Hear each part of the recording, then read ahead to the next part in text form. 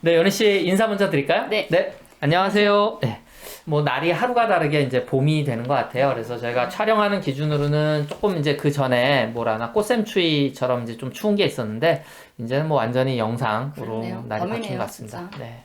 그리고 이제 저희가 또 좋은 곳으로 이제 촬영 장소도 옮겨서 조금 이제 전 뭐 적응도 완전히 된 것 같고. 마음도 밝죠. 네. 네. 네. 그 해가 늘 비칩니다, 여기는. 네. 해가 늘 비치고. 네. 그래서 몸도 마음도 항상 밝습니다. 네, 그래서 좋은 환경에서 저희들도 뭐 늘 좋은 소식 좀, 그러니까 북에 대해서 좀 알려드리는 얘기 많이 전달해 드리려고 하는데, 뭐 그렇다고 해서 이제 뭐 반북 유튜버들을 이제 조금 깔 건 또 까야 되니까, 해야 될 얘기는 해야 되니까, 오늘은 강철한 TV에서 나온 소식을 갖고 왔어요. 그래서 제가 처음에는 이게 잘 이해가 안 돼서, 연희 씨한테 좀 물어봤어요. 그랬더니, 야, 이거 전부 다 거짓말이다. 지금 제목이 뭐냐면, 미산 제1중학교 학생 절반이 사라졌다. 비극의 눈물바다. 뭐 이런 얘기인데 좀 소개를 해주시죠. 네. 미산 제1고등중학교가 김종일 위원장의 지시에 의해서 만들어진 학교라고 합니다. 아, 이게요? 그러면서 미산 제1고등중학교는 이런 평양 제1고등 이름은 여러 많이 들어보셨죠? 평양 제1고등, 그다음에 무슨 동평양 제1고등, 모란봉 제1고등, 얘가 세 번째인데 이 미산 제1고등은 네 번째로 북에서 가장 높은 엘리트들이 다니는 그런 학교라고 합니다. 그렇죠. 그래서 요 학교 4개 지금 말씀해 주신 강철한 씨 말하는 그대로예요. 그래서 북에서는 네 번째 가는 권력가들이 가는 그런 학교지만 좋은 학교인 건 맞군요. 여기가.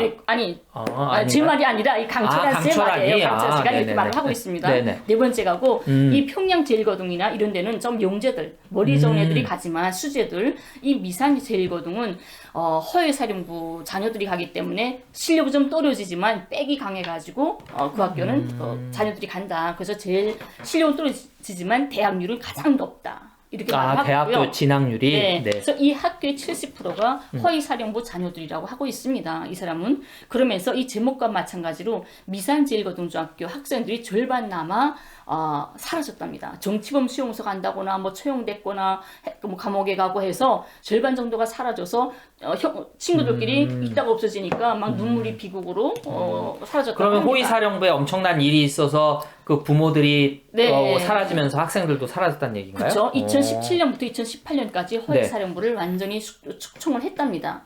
숙청을 하면서 뭐 서장급 이상 뭐 97명 정도는 처형되거나 정치범 수용소에 갔다고 합니다. 네. 그렇게 많은 사람들이. 그리고 나머지 밑에 사람들은 다 지방에 숙청돼서 내려갔고 뭐 이렇게 말을 하고 있기 때문에 네네. 부모들이 내려가니까 자식들도 따라 내려가야 되겠죠. 그래서 미산 제1고등학교 학생들이 절반 남아가 다 정치범 수용소 가거나 처형돼서 없어졌다. 이렇게 말을 하는 그게 겁니다. 그래서 이제 비극의 눈물바다라고 강철한 씨가 얘기를 했어요. 네. 근데 일단은 이 미산 제1고등학교가 김정일 위원장의 지시에 의해 만들어진 학교가 아니라는 거죠? 아닙니다. 미산 제1고등학교는 네. 해방 이후부터 있었던 거죠. 그래요? 정말 우연하게도 제 친구가 이 미산고등에 다닌 친구가 그래요? 있어요. 여기 남쪽에 많은 친구가 북에서 평양에서.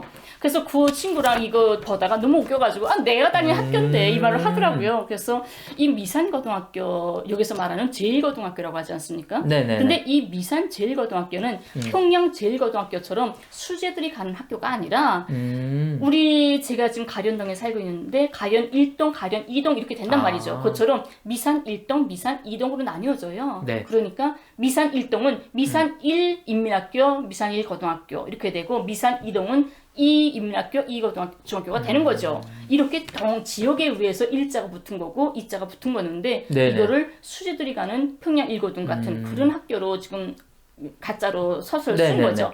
예, 그래서 이 학교에는 그 지역에 있는 주민들의 자식들이 학교에 가기 때문에 절대로 허위사령부 자식들이 갈 수가 없는 겁니다.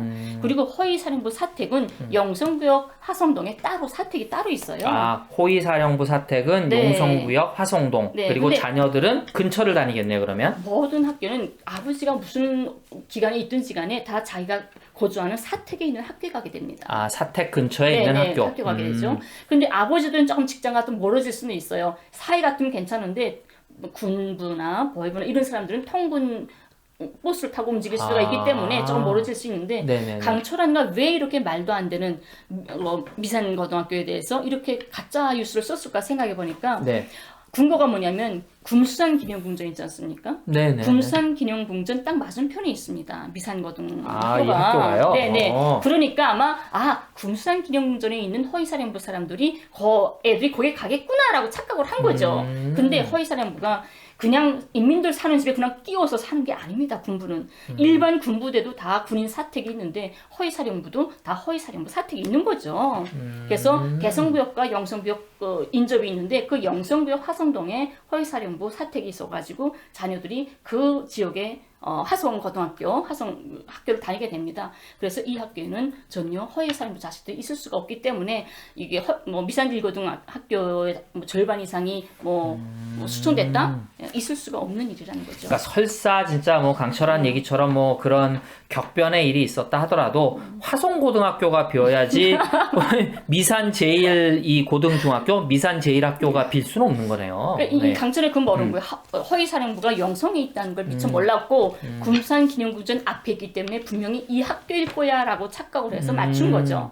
근데 2017년부터 18년까지 허위사령부 사람들이 지금 대거 수청당했다고 하잖아요. 네네. 이게 뭘 가지고 이 서술을 썼냐면 실제 이런 일이 있었습니다. 그러니까 숙청냉이 아니라 구조조정이라고 하나요? 이렇게 네네네. 예, 무슨 기간도 있다가 뭐 달라지고 이러잖아요. 네. 옛날에 김일성 수석이 살아계실 때 네. 1허위부, 2허위부, 허위사령부 이렇게 따로 있었죠. 그래요? 두 번이 네네. 있었으니까 그러다가 김정일 시대 들어오면서 허위가 없어지고 하나만 있었죠. 네네. 근데 김정일 위원장 현지도 하시고 할 때는 네.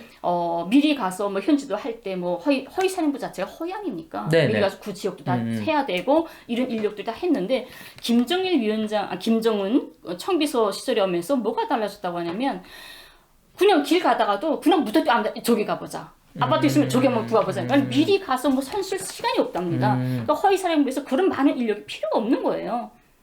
예, 먼저 가서 대기업 이런 게 없고 그냥 옆에 허위소문만 필요하지 많은 사람이 없기 때문에 그 아까운 인력들 다 다른 부서나 다른 데로 이렇게 옮겼던 거죠. 그런 일이 있기 때문에 아마 허위사령부 사택에 있다가 다른 부대로 옮겼으면 옮겨갔을 수는 있어요. 하지만 그 미산학교에다가 변준 거는 그건 잘못된 거죠. 그러면은 지금 오히려 그 당시는 이제 김정은 위원장, 그러니까 총비서 네. 되기 전에 김정은 위원장 시절에 오히려 호위사령부를 대거 감축하면서 네. 그러니까 다 필요한 일을 합니다만 어떻게 보면은 좀 괜히 나를 호위하는데 불필요한 인력들 그렇죠. 이 엘리트들 쓰지 네. 말아라 이런 차원으로 이해를 할 수 있네요. 맞습니다. 그래서 다 이렇게 축소한 거죠. 이걸 가지고 이제 우리가 흔히 하는 말, 그러니까 저는 그 숙청이란 단어는 연애 씨가 다른 방송에도 얘기했습니다만 우리도 일을 하다가 맡은 일을 맡은 바 사업 이게 일을 하다가 잘못하면 책임지고 물러나고 징계도 받고 하지 않습니까?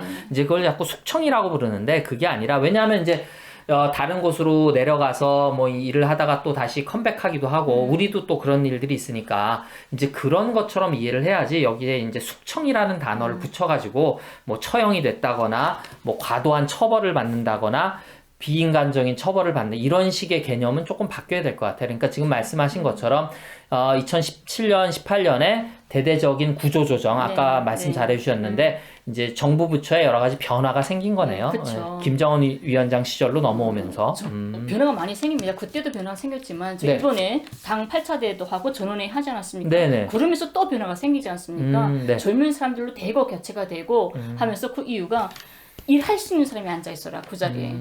젊어서 일할 수 있는 사람, 나이 먹고 또 그다음에 젊었어라도 자기 능력이 없어서 일을 안 하는 사람들, 이 사람들은 자리 내놔라 해가지고 다 대거 바꾸지 않습니까? 그러니까 일할 수 있는 사람이 앉으라는 거죠. 네.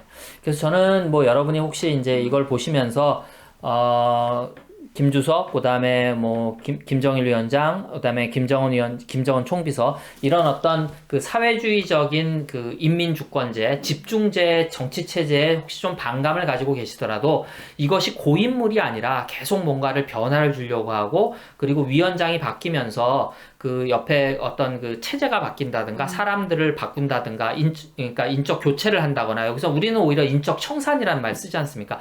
이런 것들은 당연히 있는 거라고 생각을 해요. 해요. 그리고 자꾸 교체가 돼야 되고 또 위원장 리더가 바뀌면서 그 리더의 어떤 정치적인 견해라든지 어떤 그 뭐라 그럴까 정견에 따라서 또 밑에서 움직일 사람들도 바뀌는 거고 또 자꾸 젊은 사람들이 들어와야 되는 거고 이런 것들이 오히려 고여 있으면 여러분 문제가 되는 거 아니겠습니까? 근데 우리 그 북은 그래도 오래 앉아 있죠. 북은 정규직 아닙니까, 몽땅. 아, 한 가지 일을 좀 오래 하는 것 같아요. 대통령까지 다 정규직 밑에서 싹 다 네. 정규직인데 남쪽은 모든 인사조정 같은 게 대통령 언영 기간에도 인사조정이 몇 차례 있지 않습니까? 네. 대거 순서대로. 그리고 언론이 한 번씩 다 바뀌는 거고 인사 사업이. 네.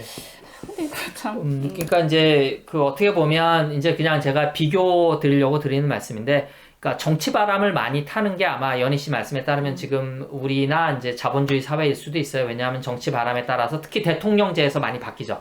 내각의원제 같은 경우는 이제 북두 내각이라고 하는데 내각의원제 같은 경우는 의원들이 연차도 오래되지만 이 사람들이 또 행정 관료 헤드로 각 부서의 헤드 그 장으로 가기 때문에 그 강요들을 그러니까 그 공무원들을 틀어준다든지 이런 것들이 우리랑 조금 다르죠. 이제 영국이나 일본 같은 경우는 이제 오래 또 그 자리에 있으면서 뭐 이런 것들도 있고 또 우리는 국회의원들 뭐 안 바뀐다고 막 난리 치잖아요.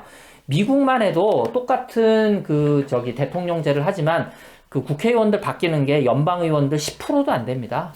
9%, 5%밖에 안 돼요. 왜냐하면 하는 사람이 계속 하거든요. 뭐 미국이나 일본이나 영국은 말할 것도 없고 이제 그렇게 보면 그 북이 뭐 좀 특별한 정치 체제를 가지고 있다 이렇게 또 보실 일은 아니에요. 그 비교해 보시면 비교 정치 그런 차원에서 보면 이렇게 우리와는 조금 다릅니다. 우리가 국회의원들 바뀌는 거라든지 이런 비율이 상당히 높은 좀 다이나믹 코리아 아니겠습니까? 다이나믹한 조금 정치 체제를 갖고 있다는 생각이 드는데, 네.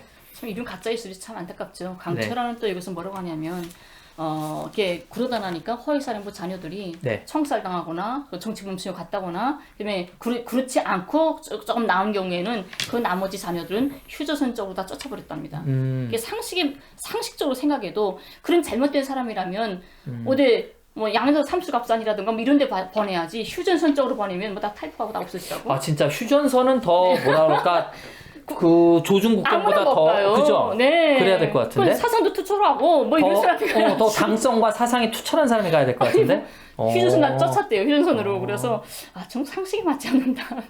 그 70년대 중반에 그 판문점에서 이제 미군하고 그 나무 문제로 미루나무 네. 이제 그 없애는 문제로 이제 충돌이 있잖아요.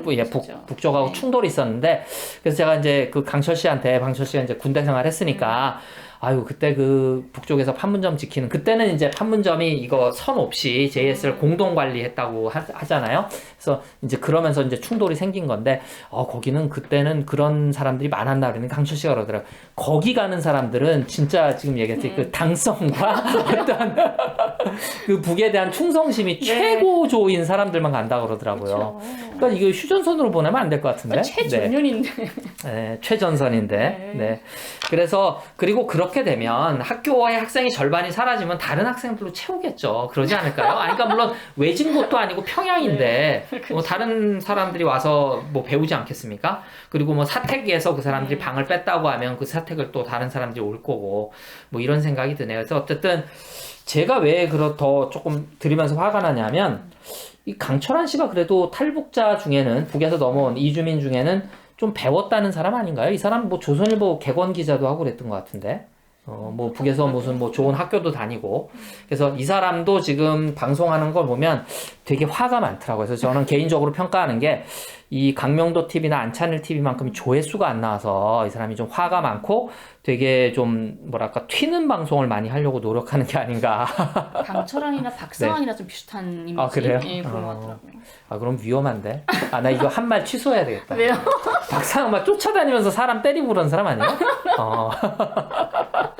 그래서 어쨌든 제 생각은 뭐냐면 이게 뭐 헛된 소망일지 모르겠습니다만 강철한 씨가 제가 알기로는 북에서 그래도 뭐랄까 교육도 받고 나름 생각이 있고 의식이 있고 이런 사람이라고 하면 우리가 남북 교류를 위해서 남북 어떤 소통을 위해서 할 일들이 충분히 많이 있습니다. 그리고 그렇게 하셔도 본인의 생계라든지 사는데 충분히 해결이 될 것 같아요. 그러니까 본인이 원하지 않는데 남을 험담하고 어떤 갈등을 일으키고 싸움을 붙여서 먹고 사는 것보다는 그래도 마뜩찮은 게 있겠죠. 또 이분은 또 북에서 살다 왔으니까 나와 맞지 않는 게 있고, 왜냐하면 내가 대한민국 사회에 살아도 마뜩치 않은 게 있거든요. 촛불 정부가 들어서도 내 마음에 들지 않는 것들이 있는데, 이제 그런 것들은 다 이해하지만, 그렇다 하더라도 내 조국인데 내가 살아온 고향이고 내 가족들이 있는 곳이고 하는 것들을 좀 생각하면서 반북 유튜버들이 조금 마음을 다시 먹고, 우리가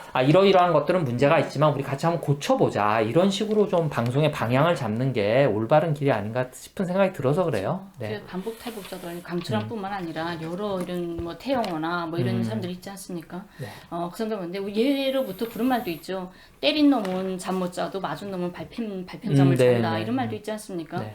그만큼 이 사람들이 진짜 밤에 발편잠을 잘 수 있을까? 이렇게 맨날 그런 남을 보자 헐뜯고 악의적인 말하고 이런 심적 마음을 가지고 어떻게 마음 편할 수 있을까 생각하고, 역사는 그래도 제 길로 가지 않습니까? 자기 올바른 길로 가고 거꾸로 가지는 않는단 말입니다. 역사가 시간이 조금 늦어질 수는 있겠지만, 그래서 나중에 이제 통일을 맞이할 때 어떤 모습일지, 또 이 사람들이 반북 유튜버들 보게 되면 반통일 분자들 아닙니까? 반통일 그 자체가 전쟁을 부르는 거 아닙니까? 북이 망하길 바라고 북에 뭐 총탄이 떨어지길 바라고 이런 사람들 아닙니까? 다른 남쪽 사람도 아니고 북의 고향이고 형제고 가족을 둔 사람들로서 어떻게 전쟁을 부를 수 있는 그런 악의적인 그런 길로 가는지 모르겠고, 정말 사회자분도 말씀하셨지만 조금 어느 나라든지 간에 완성된 나라가 어디 있겠어요. 북도 그러잖아요. 우리는 사회주의 완전 승리를 위해서 가고 있는 과도기 단계라고 말을 한단 말입니다. 그래서 그 과정에는 거칠 것도 많고 여러 가지가 있겠죠. 그래서 결함도 있고 약점도 있겠지만 정말 민족의 이익을 가장 우선해 놓고 정말 가족이나 이런 인간의 생명에 대해서 좀 더 생각해 봤으면 좋겠다 생각이 듭니다. 그 역사는 좀 돌아갈 수는 있지만 정방향으로 흐른다. 믿어도 됩니까? 당연한 거 아닙니까? 알겠습니다. 그래서 그런 생각하면서 이렇게 반대되는 곳에 진짜 인류 보편의 가치에 뭐 자유, 평등, 평화, 통일 뭐 이런 것에 그 어깃장을 놓는 이런 길에는 쓰지 말아야 하는 것이 아닌가. 사람으로 태어났으면 그건 아니지 않는가 싶은 생각에서 오늘도 저희는 이제 반북 유튜버들을 까는 방송을 또 하나 했습니다. 자, 오늘은 여기서 마치도록 할까요? 네. 여러분 감사합니다.